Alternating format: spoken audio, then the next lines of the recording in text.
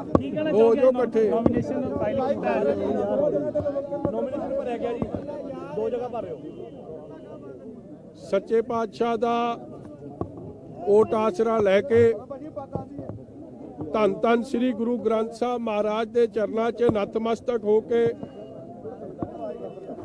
धन धन बाबा बुढ़ा जी के चरण परस के गुरु साहब का अगे अरदास बेनती करके गुरु साहब का फरमान सुन के हुक्मनामा सुन के गुरु दियां बख्शिशां गुरु दियां असीसां लैके गुरु के चरण धूड़ परस के गुरु घर का कूकर दास बिक्रम सिंह मजीठिया अज गुरु की संगत नाल जे संगत ने हमेशा ही मजीठे दे मेरे बुजुर्गां ने मेरिया मावां ने भैणां ने नौजवान वीरां ने बुजुर्गां ने जद जद मेरे ते औखा वेला आया चुनौती आई है जालम सरकारां ने मेरे विरोधियां ने मेरे ते साजिशां घटियां ने इन्हां लोकां ने ठोक के मेरा साथ दिता।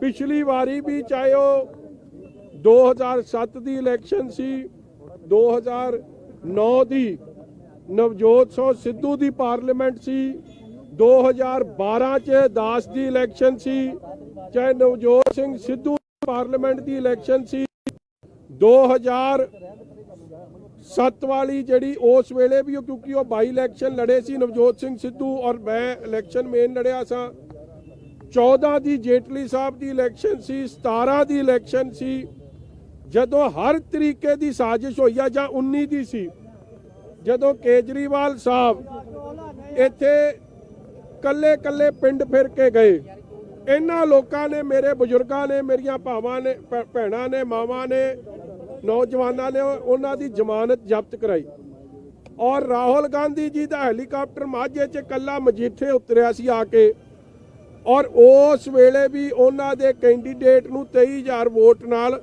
पछाड़िया। और मैं तुहानूं होर दस दियां ये गल तुसीं मजाक च हੱਸ पैंदे हो जद मैं गल करदा मगर ये असलीयत की गल है ना मेरे परिवार चों कोई मेरी इत्थे सपोर्ट नहीं आउंदा मेरी घर दी भी मैनू वोट नहीं पाउण आउंदी मगर इन्हां सारियां ने मेरे बुजुर्गां दा मेरे भरा दा मेरी भैन दा रोल अदा करदियां होया हमेशा मैनू वड्डी जित इत्थों दित्ती है। इसलिए मैं इन्हां नूं यही बेनती करदा कि ऐतकी मेरी लड़ाई थोड़ी वक्री है लड़ाई वक्री इस करके भी बन गई है क्योंकि एक तो कोविड प्रोटोकॉल करके प्रचार ते बड़ियां पाबंदियां ने पहला जिहे जिहा प्रचार हुंदा सी वो प्रचार है नहीं पहला कॉमन प्लेसिस ते प्रचार कर सकते सी वो कर नहीं सकते इकट्ठ कर नहीं सकते बड़ियां पाबंदियां ने हुण तां मोबाइल का ही प्रचार है। दास हमेशा ही आपदे लोकां नाल विचरदा रहा मैं विचरदा रहना इन्हां नूं एक बेनती है कि साजिशां मेरे खिलाफ बड़ियां जिवें टाडा का केस हुंदा ना टाडा हो गई UAPA युआपा हो गया मकोका हो गया जिन्हां कई धारावां इहो जिहियां हुंदियां स्पैशल धारावां जिस बंदे ते लग जान फिर ओदी जमानत नहीं हो सकती। रब मेहर करे संगतां दियां जिवें अरदासां सुनियां जाण ते कोई किरपा हो जाती है नहीं तो टैक्नीकल इशूज ने उसे तरह मेरे खिलाफ भी कांग्रेस ने शरारत की कि इलैक्शन ना लड़ सके।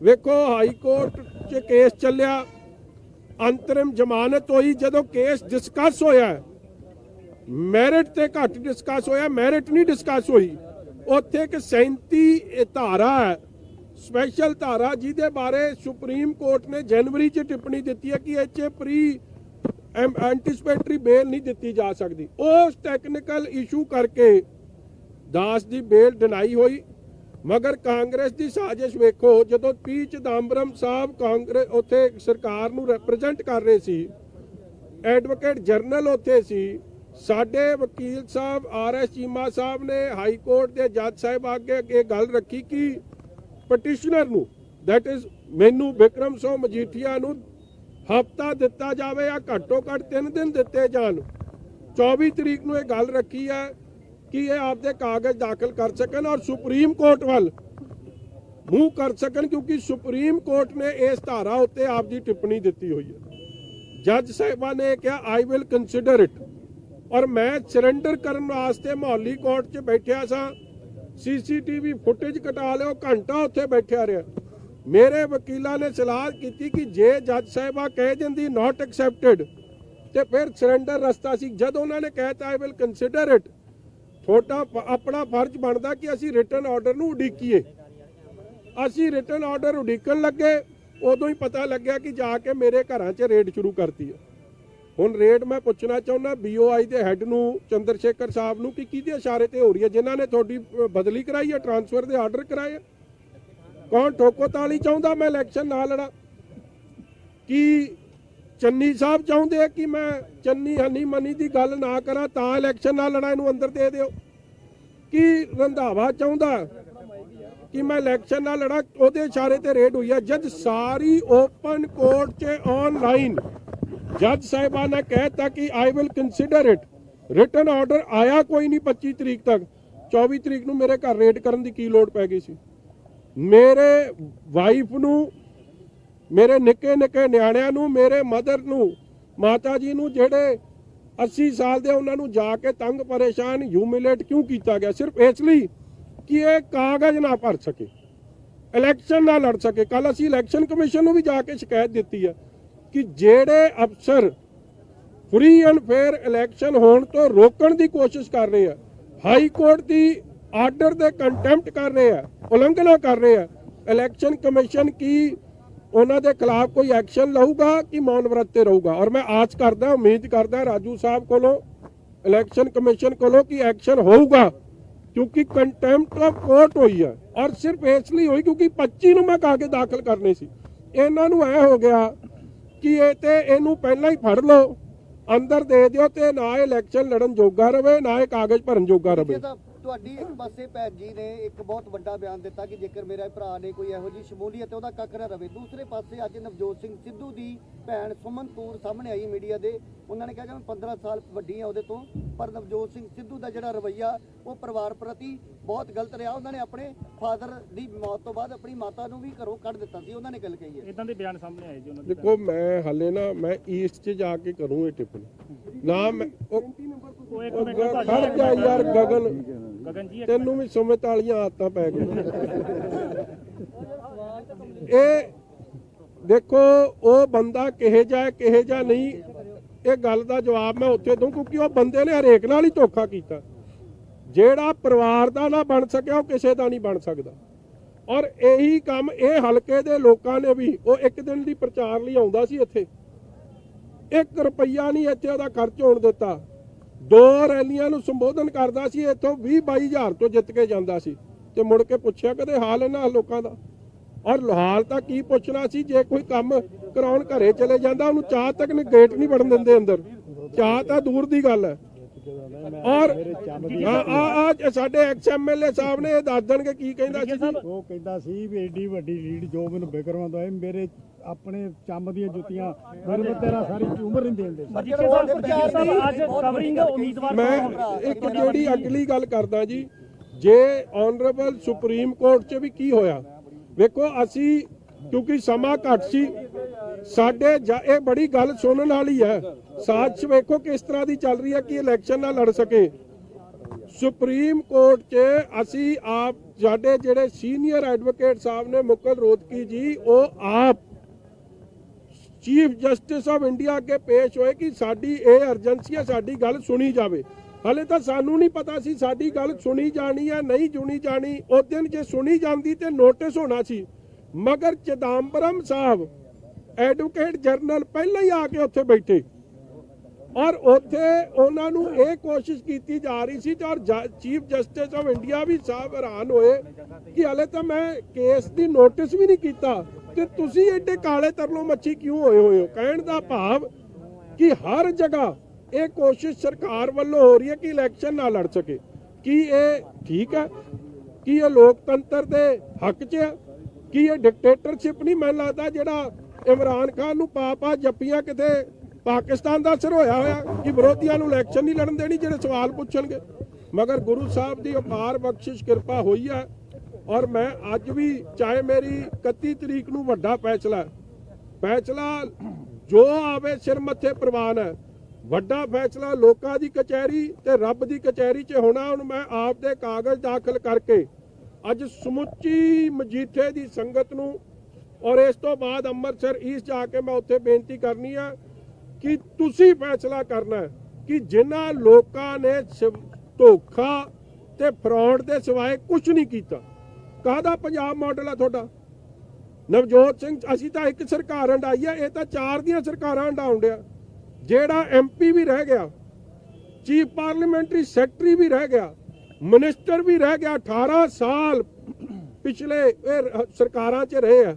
What is it's achievement? ਸਿਰਫ ਤੇ ਸਿਰਫ ਭਗੌੜਾ ਮਾਡਲ, ਧੋਖਾ ਮਾਡਲ, ਗੱਲੀ ਬਾਤੀ ਮਾਡਲ, ਫੇਲ ਮਾਡਲ। ਇਹ ਮਾਡਲ ਆ, ਕੱਲਾ ਹੋਰ ਕੁਝ ਨਹੀਂ ਆ। ਇਹਦੇ ਬਾਰੇ ਮਗਰ ਮੈਂ ਖੁੱਲ ਕੇ ਉੱਥੇ ਗੱਲ ਕਰੂੰਗਾ, ਕਿਉਂਕਿ ਇੱਥੇ ਠੋਕੋ ਥਾਲੀ ਦਾ ਮਤਲਬ ਮਜੀਠਾ ਦੀ ਚੋਣ ਪ੍ਰਚਾਰ ਦੀ ਕਮਾਨ ਕੌਣ ਸੰਭਾਲਣ ਜਾ ਰਿਹਾ? ਹਾਂਜੀ, ਹਲਕਾ ਮਜੀਠਾ ਚੋਣ ਪ੍ਰਚਾਰ ਦੀ ਉਮੀਦਵਾਰ ਗੁਰਨੀਤ ਕੌਰ ਹੋਣਗੇ, ਤੁਹਾਡੇ ਧਰਮ ਪਤਨੀ ਹੋਣਗੇ ਜੀ। ਇਹ ਗੱਲ ਭਰਾਵਾ ਖੜ ਜਾ ਯਾਰ, ਕਾਲਾ ਨਾ ਪੈ। ਕਾਲੇ ਪੈਣ ਵਾਲਾ ਕੰਮ ਉਹ ਨਹੀਂ ਪੈਣਾ ਚਾਹੀਦਾ। ਅਸੀਂ ਨਹੀਂ ਕਦੇ ਪਏ, ਐਡੀਆਂ ਪੰਗੇ ਪਏ ਹੋਏ ਆ, ਭੀੜਾਂ ਪਈਆਂ। ਅਸੀਂ ਤਾਂ ਮੌਜ 'ਚ ਫਿਰਦੇ ਆ, ਚੜ੍ਹਦੀ ਕਲਾ 'ਚ ਰਹੀਦਾ। ਸਿੰਘਾਂ ਦਾ ਕੰਮ ਆ ਗੱਜਣਾ ਵੱਜਣਾ, ਚੜ੍ਹਦੀ ਕਲਾ 'ਚ ਰਹਿਣਾ। ਹਾਂਜੀ, ਮੈਂ ਦੱਸਦਾ ਜੀ ਪ੍ਰਚਾਰ ਕੌਣ ਸੰਭਾਲੂਗਾ। ਪ੍ਰਚਾਰ ਸਾਂਭਣਗੇ ਆ 2 ਲੱਖ ਦੇ ਇੱਥੋਂ ਦੇ ਵੋਟਰ। ਪ੍ਰਚਾਰ ਪਿੰਡ ਪਿੰਡ ਪੈਰਾ ਇਹ ਲਾਉਣਗੇ, ਫੈਸਲਾ ਇਹ ਕਰਨਗੇ। MLA ਵੀ ਦਾਸ ਇਹਨਾਂ ਦਾ। ਇਹ ਮੇਰੇ ਭਰਾ, ਇਹ ਮੇਰੇ ਭੈਣ, ਇਹ ਮੇਰੇ ਅੱਖ ਦੀਆਂ, ਇਹ ਮੇਰੇ ਤੁਸੀਂ ਸਮਝੋ ਇਹ ਚਾਨਣ ਮਨਾਰਾ ਨੇ, ਮੇਰਾ ਸਭ ਕੁਝ ਹੀ ਨੇ, ਅੱਖ ਦੇ ਤਾਰੇ ਨੇ। ਇਸ ਲਈ ਇਹਨਾਂ ਨੇ ਪ੍ਰਚਾਰ ਕਰਨਾ, ਇਹਨਾਂ ਨੇ ਪੈਰਾ ਲਾਉਣਾ, ਸਭ ਕੁਝ ਕਰਨਾ। ਖੁੱਲਾ ਛੱਡਤਾ ਤੇ ਦਾਸ ਵੀ 2-3 ਆਪਣੀਆਂ ਟਪਲੀਆਂ ਛੱਡ ਦੂ। ਨਹੀਂ ਖੁੱਲਾ ਛੱਡਿਆ ਤੇ ਇਹ ਕਰ ਦੇਣਗੇ, ਬਾਕੀ ਮਜੀਠੀਆ ਬਣ ਕੇ। ਦੋ ਸਕੇ ਭਰਾ ਤੁਹਾਡੇ ਖਿਲਾਫ लगा रही है कि अमृतसर ईस्ट है, इट्स अ फिक्स मैच, क्योंकि चन्नी ने ऑलरेडी पहले आपने उनकी हेल्प की थी, उसको लेकर completely it's a fix match in Amritsar east. Fixed match है, for people have decided. Fixed result भी आएगा। आप आम आदमी पार्टी को बोलो मैच का फिक्र ना करे, रिजल्ट भी लोग देंगे और आम आदमी पार्टी की कांग्रेस का काम सफाया होएगा। ਦੋ ਭਰਾ ਤੁਹਾਡੇ ਖਿਲਾਫ ਇਸ ਵਾਰੀ ਚੋਣ ਹਾਂਜੀ, ਅੱਛਾ ਮੈਂ ਹੋਰ ਦੱਸ ਦਿਆਂ ਮਜੀਠੇ ਵਾਲਿਆਂ ਨੂੰ। ਦੇਖੋ ਆਪ ਤੇ ਕਾਂਗਰਸ ਦੀ ਕਿੰਨੀ ਗੱਠਜੋੜ ਹੈ। ਮੇਰੇ ਖਿਲਾਫ 2 ਭਰਾ ਖਲੋਤੇ ਆ। ਦੋਵੇਂ ਭਰਾ ਨੇ ਰੱਜ ਕੇ ਕਾਂਗਰਸ 'ਚ ਚੰਮ ਦੀਆਂ ਚਲਾਈਆਂ, ਲੁੱਟਿਆ ਵੀ ਕੁੱਟਿਆ ਵੀ। ਮਤਲਬ ਹਰ ਬਦਲੀ ਦਾ ਪੈਸਾ ਲੈਂਦੇ ਆ, ਹਰ ਦਫ਼ਤਰ ਤੋਂ ਪੈਸੇ ਖਾਂਦੇ ਸੀ। ਔਰ ਝਗੜਾ ਇਹਨਾਂ ਦਾ ਇਸ ਗੱਲ ਦਾ ਹੋਇਆ ਕਿ 70-30 ਦੀ ਰੇਸ਼ੋ ਕੀਤੀ ਆ। ਉਹ ਕਹਿੰਦਾ ਮੈਂ ਵੱਡਾ, ਮੇਰਾ ਹਿੱਸਾ ਵੱਧ ਬਣਦਾ, ਉਹ ਛੋਟਾ ਕਹਿੰਦਾ ਨਾ ਤੂੰ ਕੌਣ, ਕੰਮ ਤਾਂ ਅਸੀਂ ਕਰਦੇ ਆ। ਰੌਲਾ ਉਹਨਾਂ ਦਾ ਇਹ ਆ। ਆਹ ਲੋਕਾਂ ਨੂੰ ਪੁੱਛ ਲਿਓ ਕਿ ਹਰ ਦਫ਼ਤਰ ਨੂੰ, ਹਰ ਥਾਣੇ 'ਚ ਸਿਰਫ ਤੇ ਸਿਰਫ ਪੈਸੇ ਦਾ ਬੋਲਬਾਲਾ ਲਿਆ। ਅੱਜ ਕਾਂਗਰਸ, ਮੈਂ ਤਾਂ ਪਹਿਲਾਂ ਕਹਿੰਦਾ ਸੀ ਆਪ is B team of Congress, ਔਰ ਮਜੀਠੇ ਹਲਕੇ 'ਚ ਵੇਖਣ ਨੂੰ ਫਿਰ ਰਿਹਾ 40 ਸਾਲ ਦਾ ਕਾਂਗਰਸੀ ਉਮੀਦਵਾਰ ਆਪ ਦਾ ਕੈਂਡੀਡੇਟ ਹੈ ਤੇ ਉਹਦਾ ਭਰਾ, ਜਿਨ੍ਹਾਂ ਨੇ ਰੱਜ ਕੇ ਪਿਛਲੇ 5 ਸਾਲ ਮਜੀਠੇ ਨੂੰ ਪਛਾੜਿਆ। Development zero, only corruption. ਅੱਜ ਉਹ ਰਲ ਕੇ, ਇਸ ਲਈ ਲੋਕ ਫੈਸਲਾ ਕਰੀ ਬੈਠੇ। ਆਪਾਂ ਤਾਂ ਇਹਨਾਂ ਦੇ ਚਰਨਾਂ 'ਚ ਹੱਥ ਜੋੜ ਕੇ ਬੇਨਤੀ ਆ ਕਿ ਭਰਾ ਸਾਨੂੰ ਤਾਂ ਮੰਗਣ ਦੀ ਜਾਂਚ ਵੀ ਨਹੀਂ, ਇਹਨਾਂ ਨੇ ਆਪੇ ਫੁੱਲ ਐਕਸੀਲੇਟਰ ਨੱਪ ਕੇ ਰੱਖਣਾ। ਕਰ ਰਹੇ ਨੇ, ਕਹਿੰਦੇ ਨੇ ਕਿ ਮੇਰੀ ਮਾਂ ਦੇ ਨਾਲ, ਭੈਣ ਦੇ ਨਾਲ ਕੋਈ ਲੈਣ ਦੇਣ ਨਹੀਂ ਹੈ। ਪ੍ਰੈਸ ਕਾਨਫਰੰਸ ਕਰ ਰਹੇ ਨੇ ਹੁਣ। ਚਲੋ ਕਹਿੰਦੇ ਕਿਹੇ ਜਿਹਾ ਬੰਦਾ, ਫਿਰ ਤੁਸੀਂ ਆਪ ਹੀ ਹਿਸਾਬ ਲਾ ਲਓ। ਤੇ ਉੱਤੋਂ ਡਿੱਗਿਆ, ਫਿਰ ਮਾਂ ਦੇ ਨਾਲ ਕੋਈ ਲੈਣ ਦੇਣ ਨਹੀਂ ਹੈ। ਬੜੇ ਕਮਾਲ ਦੀਆਂ ਗੱਲਾਂ ਨੇ।